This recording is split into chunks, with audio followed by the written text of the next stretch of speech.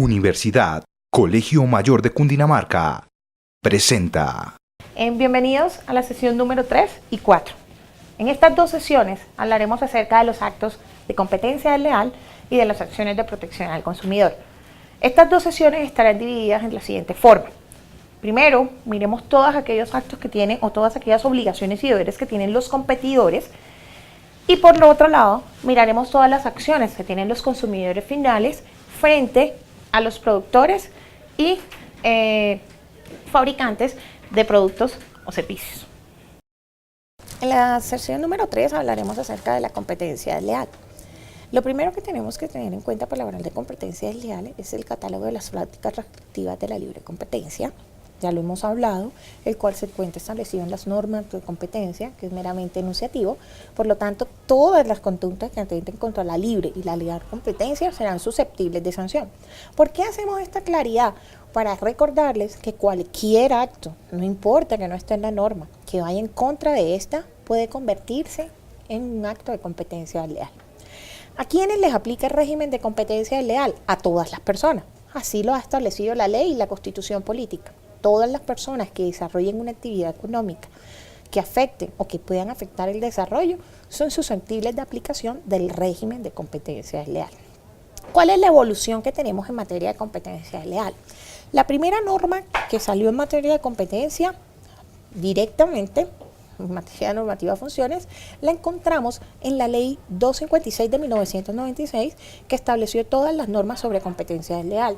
Posteriormente, esta ley fue modificada por la Ley 446 de 1998, el cual asignó funciones y facultades jurisdiccionales en materia de competencia desleal para todos los sectores a conocimiento o prevención a los jueces de la República. La Ley 510 de 1999 estableció la posibilidad de indemnizar los perjuicios en materia de competencia desleal. Y posteriormente la ley que tenemos vigente hoy en día, digámoslo así, que es la última, es la Ley 640 de 2001, que trabajó todo el tema de conciliación en los procesos de competencia desleal y reguló algunos temas importantes.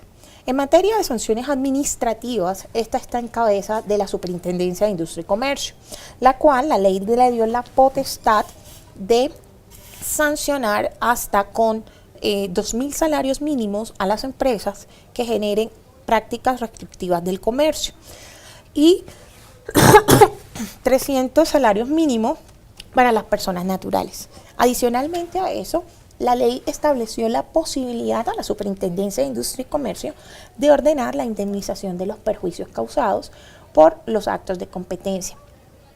En materia de competencia desleal, nosotros podemos hacer un antes y un después. Si miramos antes de la ley de 1999, nosotros encontramos que en Colombia había un poco de desarrollo judicial en materia de actos de competencia desleal. Por lo menos en 1999 existían aproximadamente 9 procesos cursando en los juzgados civiles del circuito en Bogotá en materia de temas de competencia desleal, y un proceso de competencia podía demorar aproximadamente 5 años. Hoy en día, como lo veremos más adelante, digamos que esto ha modificado con las normas de competencia administrativa que se le dio a la SIC. Digamos que los procesos de competencia que hoy en día se están manejando son un volumen mucho más alto y los procesos pueden demorar aproximadamente entre 1 año a 2. ¿Qué está prohibido? ¿Qué no se puede hacer? Pues digamos que la ley en su artículo primero, como ya lo hemos hablado en las antiguas sesiones de la ley 155 de 1959, nos trajo unas prohibiciones generales, las cuales se las recuerdo, y es que los acuerdos y los convenios que se celebren con fin de limitar la producción, abastecimiento, distribución o consumo de materias primas, productos, mercancías, servicios nacionales o extranjeras están completamente prohibidas. Las prácticas o los procedimientos o sistemas tendientes a limitar la libre competencia, igual. Y las prácticas o procedimientos o sistemas tendientes a mantener o determinar los precios inequitativos siguen la misma tendencia. ¿Eso qué quiere decir? Que los elementos de la libre competencia se basan en dos: la libertad de los competidores y la igualdad frente a las oportunidades. Por lo tanto, en materia de libre competencia tenemos unas restricciones. Por un lado están las restricciones legales, que son las leyes que por motivo de orden público, interés social, prohíban a los competidores los monopolios, por ejemplo la de material bélico, la de licores, entre otros. Y por otro lado está la restricción contractual, que es la que se hace por acuerdo de partes. Por ejemplo, el trabajador de una empresa que se comprometa a no prestar sus servicios o no a trabajar en determinada actividad en las empresas competidoras de su empleador. La competencia desleal, como hemos estado hablando, digámoslo así, es todo acto contrario a la buena fe. Eso es un acto de competencia desleal, los actos contrarios a la buena fe comercial, a lo honrado y al normal desenvolvimiento de las actividades industriales y mercantiles. Pero, ¿cómo se califica una conducta de competencia desleal? Entonces, lo primero que tenemos que tener en cuenta es que para realizarse una conducta de competencia desleal se necesita que se realicen entre personas que se encuentran en el mismo estado o que se encuentran en la misma situación, es decir, personas que son competidores por naturaleza. Eso quiere decir que son personas que vendan un mismo producto, que estén en un mismo territorio, que estén en un espacio de tiempo determinado. Segundo, pues el acto tiene que ser indebido, es decir, el acto tiene que ser contrario. ¿Pero a qué tiene que ser contrario? A lo que ya hemos estado hablando, a la costumbre mercantil, a los usos honestos en materia industrial y comercial y al principio de la buena fe comercial. Y miren que aquí pasa algo muy interesante, y es que no solamente se sancionan los actos que vayan en contra de la ley, sino son todos aquellos actos que se den por los usos del comercio, que se den en el principio de la buena fe comercial. Entonces, esto es importante que ustedes lo tengan en cuenta. Pero aparte de lo que ya hemos estado hablando, también miren una cosa necesaria que nos trae la ley. Y lo primero es que no es necesario que el acto ocasione efectivamente un daño para que sea susceptible de ser sancionado como competencia desleal. Y dos, basta con que el acto sea potencialmente dañoso, es decir, que sea idóneo para causar un daño. Y es que miren que pasa algo muy interesante con esta ley, y es que la norma no solamente sanciona los hechos que ya fueron consolidados, sino que también puede llegar a sancionar aquellos hechos que pueden en un momento determinado llegar a causar un perjuicio. Entre los actos de competencia desleal más comunes encontramos, por ejemplo, los actos de confusión. ¿Y cuáles son los actos de confusión? Son aquellos que tienen por objeto o como efecto incidir al público en error sobre una actividad, sobre las prestaciones mercantiles o en el establecimiento ajeno. En otras palabras, cuando estamos frente a actos de confusión, lo que se busca es confundir al consumidor, basarlos en engaños para que éste caiga en un error, crear un concepto errado. ¿Para qué? Para que el comerciante pueda sacar un provecho y poder incrementar su patrimonio. Por ejemplo, yo les muestro, miren esta imagen que está acá. En una imagen tenemos Burger King, en la otra tenemos Nuestra Burger. Pero si ustedes miran, el logo son exactamente iguales. El consumidor aquí puede confundirse, porque los logos son los mismos, los signos distintivos, los colores, las letras que se utilizan son muy similares. Esto hace que el usuario al momento de tomar una decisión pueda perfectamente incurrir en error, un error que va en beneficio de una tercera persona que utiliza la publicidad del otro. Otro de los actos de competencia desleal son los actos de engaño. Los actos de engaño se considera cuando tienen por objeto como efecto inducir al público en error sobre la actividad. Aquí lo que buscamos es crear un error sobre la actividad, sobre las prestaciones mercantiles, sobre los establecimientos ajenos. ¿Y cómo logramos engañar al usuario? Utilizando o difundiendo indicaciones o aseveraciones falsas o incorrectas, con la omisión de las verdades o cualquier otro tipo de prácticas que por circunstancias en que se tenga lugar sean susceptibles de inducir en error a la persona a la que se dirige o de alcanzar sobre la actividad. Y en tercer lugar, las prestaciones mercantiles o los establecimientos ajenos, así como la naturaleza, el modo de fabricación, las características, la actitud del empleo o la cantidad de los productos. Por ejemplo, miremos esto. La comercialización de fertilizantes, incluyendo el envase de indicación del producto, estaba compuesto con un 46% de fósforo, cuando en realidad el producto solo tenía el 20% del mineral.